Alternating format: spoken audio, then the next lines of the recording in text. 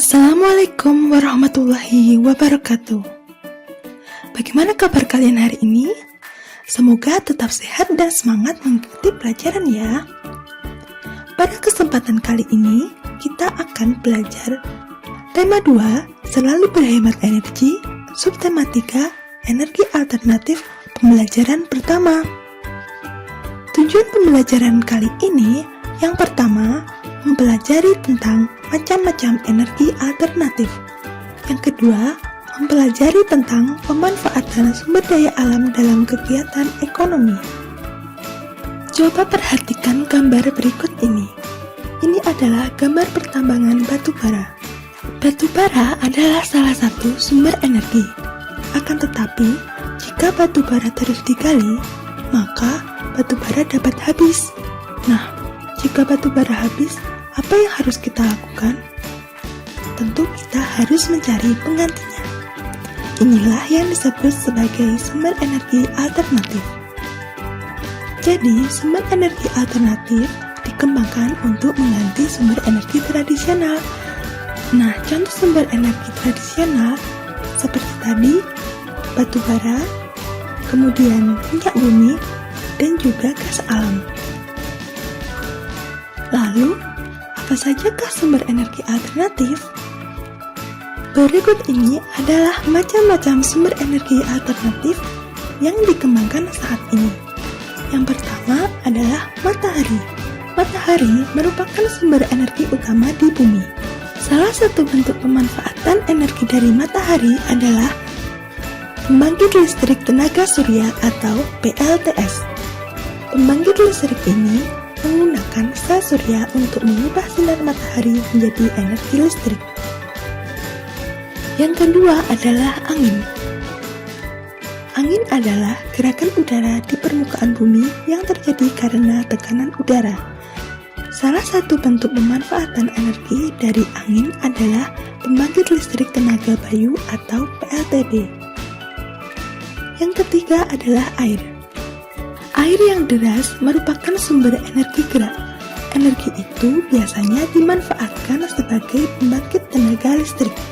Oleh karena itu, pada pembangkit listrik tenaga air atau PLTA dibuat bendungan air di tempat yang tinggi. Kemudian air yang dibendung tersebut dialirkan menurun sehingga mengalir deras seperti air terjun. Yang keempat adalah panas bumi. Energi panas bumi atau energi geotermal merupakan energi yang berasal dari panas yang disimpan di bawah permukaan bumi. Salah satu bentuk pemanfaatan energi panas bumi adalah pembangkit listrik tenaga panas bumi. Yang kelima adalah gelombang air laut. Gelombang air laut saat memecah di pantai menghasilkan banyak energi. Salah satu bentuk pemanfaatan energi gelombang air laut adalah pembangkit listrik tenaga arus laut atau PLTAL. Yang keenam adalah bahan bakar bio. Bahan bakar bio merupakan bahan bakar yang berasal dari makhluk hidup seperti hewan dan tumbuhan. Bahan bakar bio yang berasal dari tumbuhan bisa berupa biodiesel yang dapat digunakan untuk menggantikan solar atau bioetanol yang digunakan untuk menggantikan bensin ataupun premium. Sedangkan bahan bakar yang berasal dari kotoran ternak dapat diubah menjadi biogas. Nah, kita telah mempelajari tentang energi alternatif. Selanjutnya, tugas kalian yang pertama adalah mengerjakan LKPD 1, yaitu membuat peta pikiran tentang macam-macam sumber energi alternatif.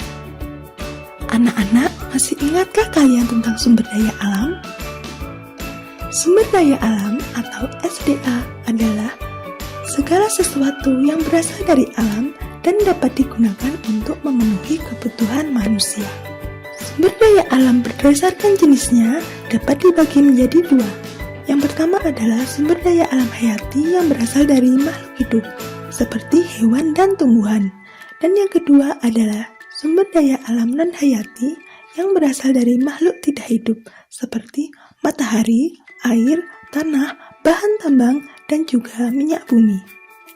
Sedangkan sumber daya alam berdasarkan sifatnya dibagi menjadi tiga.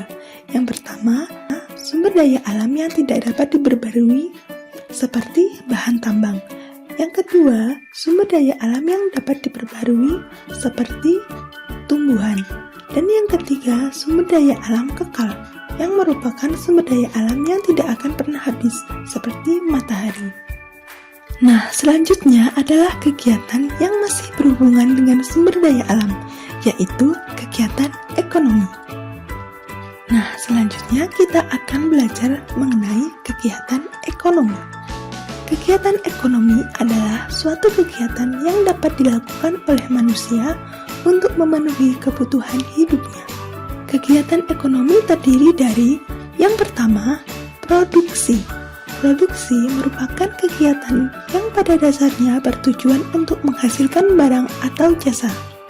Contohnya adalah ketika pengusaha mebel mengubah kayu menjadi kursi atau meja. Yang kedua adalah distribusi. Distribusi merupakan kegiatan penyebarluasan hasil produksi kepada orang yang membutuhkan. Contohnya, kursi atau meja yang sudah diproduksi dijual di toko mebel. Yang ketiga adalah konsumsi. Konsumsi adalah kegiatan pemakaian barang hasil produksi. Contohnya, kita membeli meja dan kursi untuk digunakan di rumah. Nah, seperti yang telah disebutkan bahwa sumber daya alam memiliki hubungan dengan kegiatan ekonomi. Sumber daya alam dapat dimanfaatkan untuk kegiatan ekonomi. Mengapa demikian? Kegiatan ekonomi dilakukan untuk memenuhi kebutuhan hidup manusia. Salah satu caranya adalah dengan memanfaatkan sumber daya alam. Contohnya adalah pada proses pembuatan pakaian. Proses pembuatan pakaian diawali dengan yang pertama, kapas dihasilkan dari pohon kapas yang merupakan sumber daya alam hayati dan dapat diperbarui. Selanjutnya masuk pada proses produksi. Kapas dipintal menjadi benang. Benang ditenun menjadi kain dan kain dijahit menjadi pakaian. Selanjutnya masuk pada distribusi. Pada kegiatan distribusi, pakaian dikemas dan disebarluaskan melalui toko baju, pasar maupun toko online. Selanjutnya adalah kegiatan konsumsi. Contohnya, kita membeli pakaian dari toko baju dan mengenakan pakaian dalam kehidupan sehari-hari. Nah, kita telah mempelajari tentang pemanfaatan sumber daya alam dan kegiatan ekonomi. Tugas kedua kalian adalah mengerjakan LKPD 2, yaitu tentang pemanfaatan minyak jarak dalam kegiatan ekonomi. Sekian pembelajaran kita hari ini. Semoga bermanfaat. Wassalamualaikum warahmatullahi wabarakatuh. Terima kasih, sampai jumpa.